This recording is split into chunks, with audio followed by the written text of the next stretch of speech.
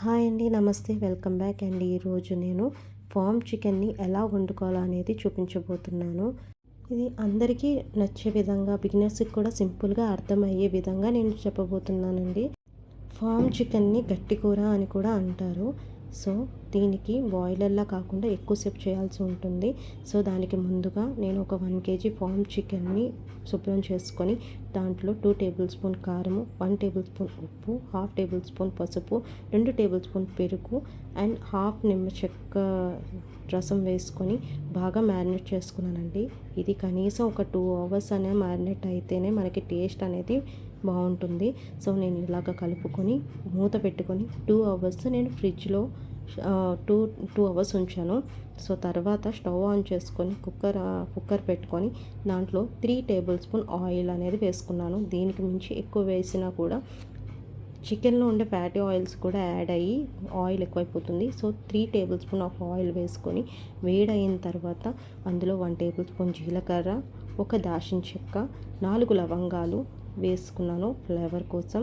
ఇందులోనే 2 పచ్చిమిర్చి చీల్చి వేసుకున్నాను.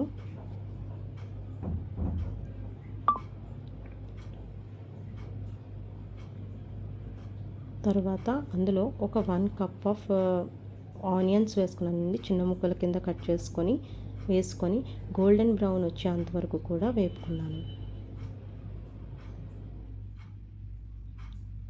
సో ఇలా కొంచెం బ్రౌన్ కలర్లో అయిన తర్వాత ఒక 1 టేబుల్ స్పూన్ అల్లం వెల్లుల్లి పేస్ట్ని వేసుకొని కొంచెం సేపు వేగనివ్వాలి.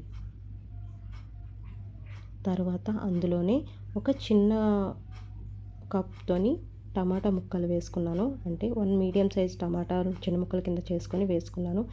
ఇప్పుడు వేసుకున్న టమాటా కొంచెం సాఫ్ట్గా అయ్యేంత వరకు కూడా కలుపుకోవాలి. కాసేపటికి టమాటా అనేది కొంచెం సాఫ్ట్ అవుతుంది. టమాటా అనేది సాఫ్ట్ అయిన తర్వాత ఇందాక మనం మ్యారినేట్ చేసుకున్న చికెన్ని ఇందులో వేసుకోవాలి.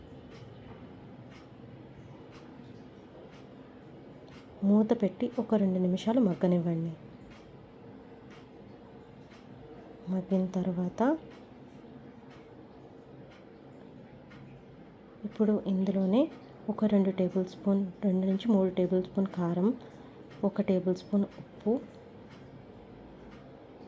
ఒక 2 టేబుల్ స్పూన్ ధనియా జీరా పౌడర్ని నేను వేసుకుంటున్నాను. సో వీటన్ని ముక్కలకి పట్టే విధంగా కరివేపాకు కూడా వేసుకొని కలుపుకోవాలి.